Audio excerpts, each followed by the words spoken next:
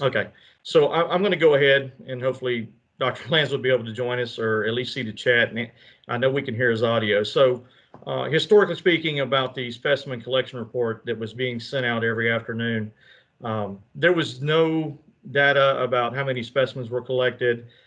This was before the DOH board was unveiled. And we were trying to capture those things. And as we captured the specimen collections, it evolved into other areas. And some of the issues was we had these specimens collected, but we had no return yet. We was 7 to 14 days out from getting the test results. And that created a little bit of heartburn or misunderstanding.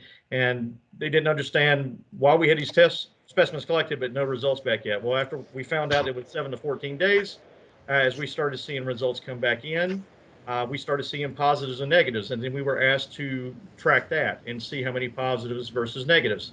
So we picked that category up and started tracking that category as well.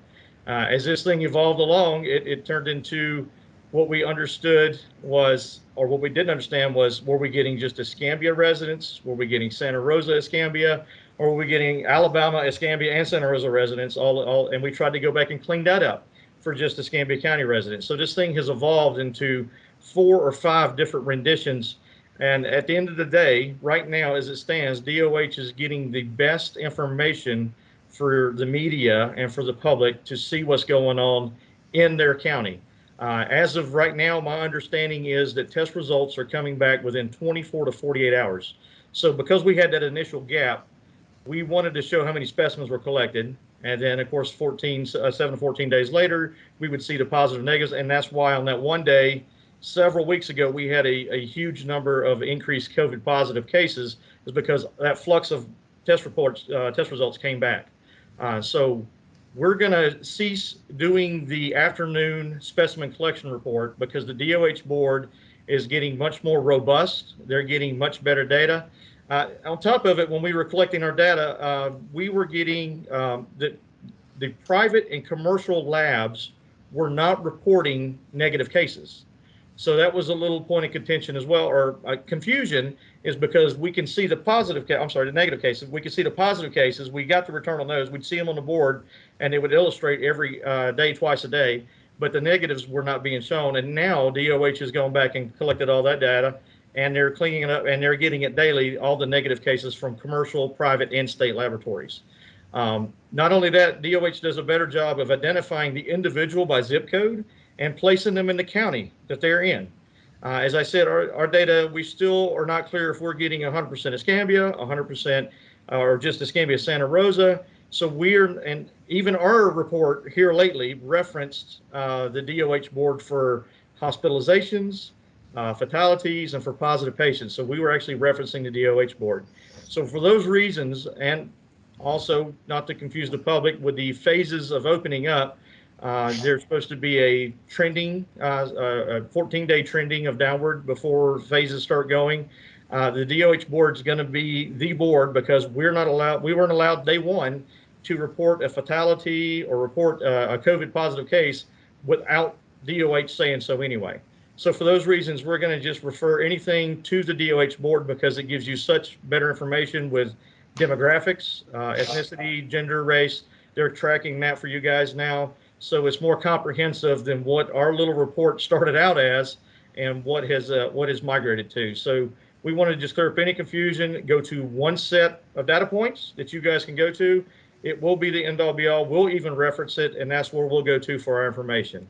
So that's where we are with Escambia County, and that's why we're going to not put that set of data points out. So, Dr. Lanz, anything you want to say about the DOH board? It is the most up-to-date information that we have. It is updated to the public twice a day. I send that out to my large distribution list. It is a place where anyone can go and do analysis of the data.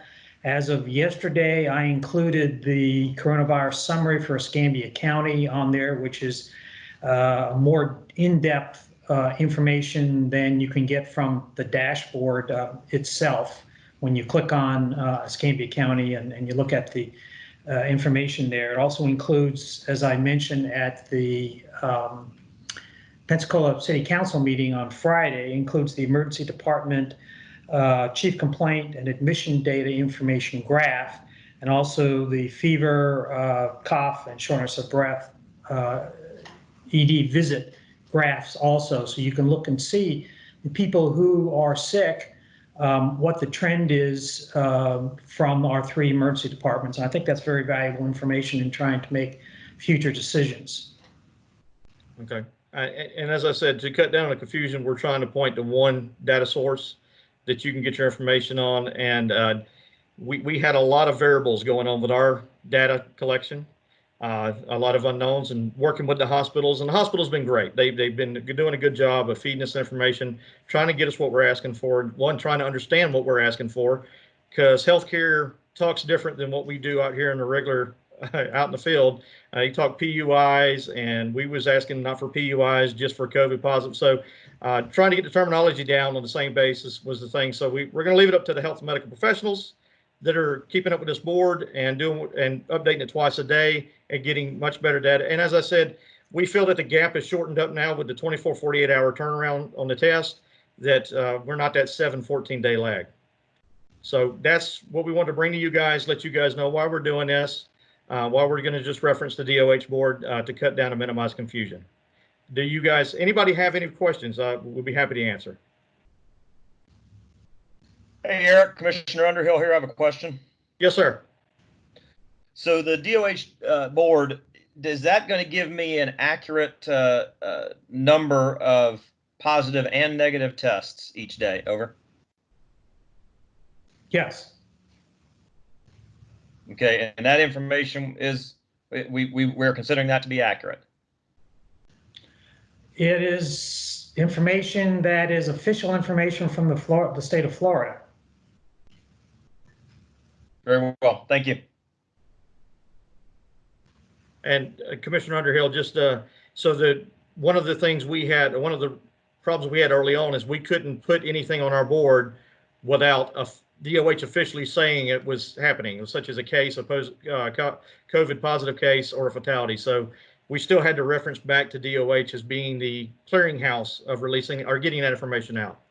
Yeah, and the holdup has been expanding our use of our software, one that we've used for a long time now called Merlin, trying to integrate the positives and now the negatives along with the contact tracing information. For just Escambia County, we were trying to estimate how many contacts that we've been tracing with the 400 plus cases, and we're approaching probably around 8,000 folks that we have come in contact with, we've made contact with to see how they're doing. And that takes, we are looking at 25 plus of my staff members, during work hours and after work hours to keep up with that. And it's increasing every day. Copy all, gentlemen. Thank you very much for that response. My concern has been that I cannot contextualize the positives without knowing how big a pool of tests it took to get those positives. In other words, if I have 10 new positives today from 100 tests, that's a 10%. But if I have 10 new positives today and it came from 1,000 tests, then that's a big difference. And so to be able to normalize that for trend analysis, you have to have the numerator and the denominator. So thank you very much. Glad to know that we're actually going to have we're going to be working from that single data set that will give me both numerator and denominator. Thank you. Yeah, exactly. The other part of it, there's 2 parts. First, as Eric said, it took initially so long for the specimens to be run and the test results to come back, up to a week to 10 days in some cases. Now that's cut down to hopefully not more than 24, 48 hours. The other thing is that except for a couple of specific reportable diseases historically, it has never been a rule in the state of Florida that a lab had to report negatives. So we went along with that assumption for a long time until they realized that the information that you were looking for, we couldn't get because we didn't have the negatives, because private lab doesn't have to tell us negatives. But now they changed the rule in this particular situation that the labs have to report, and the doctors have to report negatives to the Department of Health. Okay, I have a couple of questions. questions. If you want to repeat them. All right, so we got a couple of questions on the chat line. Hold on just a minute. Any chance of having regular update meetings like this? This data is helpful, but expert interpretation like why we see spikes is also helpful for context. This is from Kevin Robinson. Okay. You want to, I really couldn't hear it very well. he couldn't hear it. Okay. I'm That's hoping better. there's no feedback. Hold on, let me just keep mine. Go ahead. Okay, Kevin Robinson. Any chance of having regular update meetings like this? The data is helpful, but expert interpretation, like why we see spikes, is also helpful for context. Well, I'm in my office, 5 days out of the week, so I don't have a problem with doing regular updates, whatever regular means. Okay. So possibly yes, we'll work on that for you guys. The answer is not no, but yes, we'll work on that. So and we understand that having the person interpret the data helps out. Thank you very much for that feedback. Okay. The next question is from Dave Dunwoody. Are COVID cases in nursing homes and long-term care facilities going to be shown separately? Separately. Well, I mean, there's a separate page on the 585-page document that comes out twice a day that has the number of cases. I'm not sure exactly what you're asking for, Dave. Hey, Dr. Lanz, this is Commissioner Underhill. I'll pile on with that a little bit. It's important that those kind of controlled environments like jails and the extended care facilities be held out separate for the trending of what's going on in Escambia County, because our opening in Escambia County is really dependent upon, is really based on the risk to the people for being out. So I would expect that those controlled facilities would be extracted and looked at somewhat separately from our totals. Over. Right. Well, as of 11:30 a.m. today, there are 142 individuals or staff members out of from LTCs that were COVID positive out of 376 COVID positives in the overall resident population of Escambia County, which is about 38% of the population. Is that what you're asking for? Assuming you're talking to me, it's Commissioner Underhill again, I would say that what I'm actually asking for is that the decisions that I and 4 other men have to make about what we do in Escambia County is based on the risk that we see for citizens being out and about in the community. So those high density areas, which are not in fact contact patch points for the rest of the community, need to be not necessarily ignored, but certainly looked at in a different light than the rest of the population. Over. Right. Currently, because of the mass specimen collection and ultimate testing done by Sacred Heart, our LTCs, the majority of the positives that we've seen over the past 3 or 4 days have been from long-term care centers. As that testing continues, we expect to see, we might see the same trend. It is hard to say because a lot of our LTCs don't have any cases at all. I think it's 12 LTCs have at least 1 case, but the other 46 or so don't have any cases right now. So it's hard to predict what we're going to see. But as of right now, the majority of the new cases are from the long-term care facilities. Copy. Dr. Lanza, Rick Allison asked, the dashboard only shows 22 pending cases for Escambia, but we know we had 250 specimens collected at Addicts Court.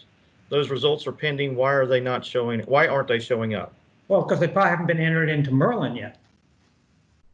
Okay. Rick had a follow-up. The difference in negatives between the county report and the DOH dashboard is huge. Please explain the gap. Rick, I'll explain that one. So as we was trying to collect the information and data, we were collecting Alabama residents and Santa Rosa residents. As I said, the DOH dashboard takes the zip code of the individual and puts them in their respective county. So we were having that large number of people show up as part of our population. And then I found out toward the end of March or first part of April that there's such thing as an inconclusive test result. that stays suspended out there, which means that they took Rick Allison's sample, sent it to the laboratory, but there wasn't enough to sample or come up with a PCR test. And now you're a sampled person, but you're neither negative or positive. And we do have a number of those variations as well. So that's why we're trying to clean this up and a little bit more streamlined. Let's see And here. because the number of negative tests is not as significant immediately for infection control and medical purposes as a positive test. So sometimes the labs are a little bit slow in sending that information in. William Reynolds asked, the DOH dashboard shows a number awaiting test. Is that the same as pending results? There's 2 in specimen report that we were seeing the number of tests performed each day. So we lose that data. That was the question. Well, we wouldn't have any information from the specimens that are collected. They're sent to the private labs. That's the Bureau of Public Health lab pending information. So you can't look at that as gospel, if you want to put it that way, for really the number that are pending, because we don't know how many have been sent necessarily to the private labs. We only know what is on hand at the Bureau of Public Health labs. Kimberly Wyatt says the DOH dashboard showed a decrease in Escambia County yesterday. Why is that? Decrease in what? She just said a decrease. I don't know what decrease. Kimberly, can you follow up? Positive cases. Thank you, Kimberly. Because a lower number of positive cases were reported. Okay. And how long does it take for DOH to enter Escambia County into the system? Well, when we come in the morning, we see what the results that came in overnight. We then interview the individuals and find out their address and phone number. We fill in a specific form. We check to see what their people they come in contact with. All this information is entered into Merlin. I have 15 or so people doing that. It takes time to get the information in, especially on days when we have large numbers of positives like we had last couple of days. Okay. Any more questions? Not seeing any comments.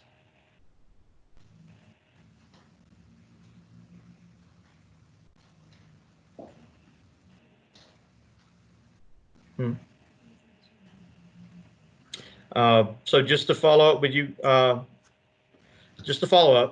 you will still be seeing the sit rep. That will be going out in the afternoons with the hospital bed availability and also the ventilator change. I see it, Rick. So is there any change we can get assisted living facility data on a sit rep?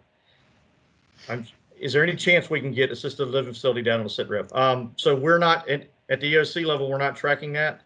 I do know the state is tracking that. I'm sure Dr. Lanza is tracking that. He's got teams that's doing daily calls, but we're not seeing that because those are state missions. We haven't had that quite. We've had the type 2 team reported on the sit rep as previously before, but we haven't had any other information other than that, Rick. Dr. Lanza, is there anything that you might put on the sit rep for assisted living facility, or is it something that the state's kind of monitoring themselves?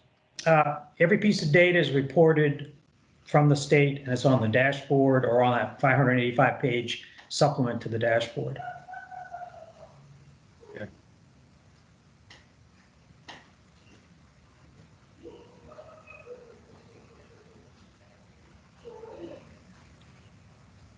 So we will still be providing the sit rep in the afternoon for you guys for the ventilators and the bed availability. And William Reynolds asks, can we still get the inpatient mobile collected specimen report at least on a periodic basis? People seem interested in percent of tests that have result. We can look into that. Like I said, we're trying to get out of that because we're wanting to go to the dashboard as the moniker for what's happening in Escambia County. I think they're getting much better information than what we are. As I said, our information was still, I've got people pending as inconclusive results as part of my count as far as people who have had specimen collected and negative and positives. That was the whole point, was people were trying to make They're trying to make the numbers add up, and they were not going to add up some cases. Even when the hospitals gave me the information, they were off by 3 counts. The cells didn't add up, and I'd ask why, and they go, well, that's an inconclusive test, so you're not going to get a positive or negative. But then this number hangs out there, and then the media, you guys ask us, why is this not adding up? And this is why we're trying to do this, to clean the data up a little bit.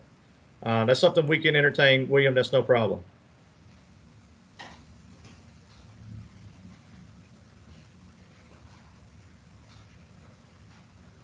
Any other questions, guys? Lauren? Hey, Dr. Lands, it's Robert Bender. On the when you go in and do a test facility, the long-term care facilities, and you get a positive, or you attribute it to a long-term care facility, is that the residents of that facility only, or does that include also the people that are working there, or do they fall under or do they not fall under the LTC? Right. The information that's found twice a day on the report that comes out from the Joint Information Center from Tallahassee says that if there's one patient or at least one employee at that LTC, it is counted as on the list. We now have 12 LTCs, for example, in Escambia County that have at least one patient or one employee that is positive. Kevin did ask a question. Kevin Robinson asked, is it possible to get Sacred Heart's data on people cleared to return to work in a sit rep?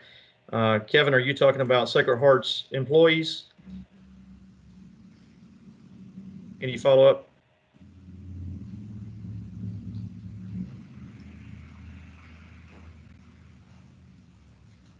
If it is Sacred Heart's employees, that's going to be their information to give.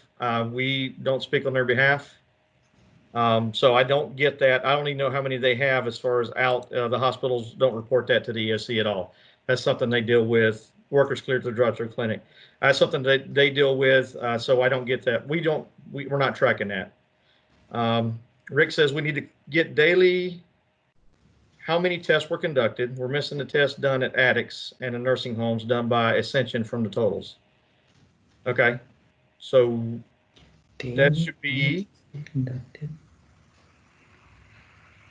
We need to get daily on how many tests were conducted, and we're missing the test done at addicts. Dr. Lanza, I know, was Sacred doing addicts or? No, that's Community Health Northwest Florida is doing that. Okay, and so the test results should come back from those guys. They did it yesterday, right? But they're not independent. It's yesterday. What's that? Go ahead. Yeah, it's yesterday. Okay, But the point is they're not independent. We're only getting what's entered, and if we don't know what hasn't been entered.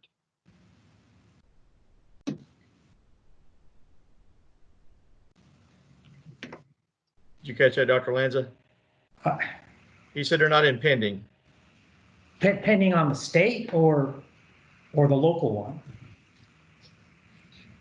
because they're not going to be on the state one, because if the specimens collected went to an outside lab, we're not going to know how many were collected until the results come back, either positive or negative, which by law have to be reported to the Department of Health. So until the results actually start coming back, we're not going to know. So we're not going to know the number pending. The state is not going to know it. Okay. How does HIPAA affect your reporting? But I would let a lawyer answer that question. Okay.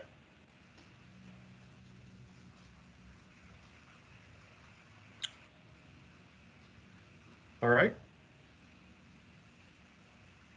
So the numbers are based, here we go. So to clarify, Rick says, so the numbers are based on returns, not has been collected, not what's been collected. So it's based on what's returned. Oh yeah, all the DOH information other than what goes to the Bureau of Public Health labs is based on what comes back positive or negative from the hospital labs or other private labs. Okay, thank you.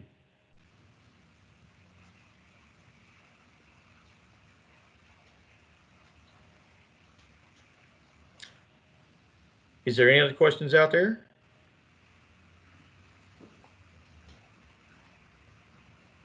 All right, well, once again, I appreciate y'all joining us this afternoon to hopefully try to get some questions answered. I know there's been a lot of questions about the reports and everything, and that we're trying to go to the DOH, which is the, like I said, the moniker for what Escambia County should be looking at, or how we should be looking at the information, because they're getting it in much better times now. 24, 48 hours is what we've been told by all the hospitals, and the labs have done a much better job because there's a lot of competition out there of getting these turnarounds as quick as possible. So we thank you guys. As always, if you need anything, the Joint Information Center is open and available. Please feel free to ask any questions. We'll be happy to get as quickly as possible an answer to you. And we will entertain at least once a week, maybe doing something like this, if it seems to be helpful for you guys to ask any questions and clarify anything. So I appreciate it. Dr. Lanza, thank you for joining and answering the questions. And everybody be safe with this inclement weather that's out there.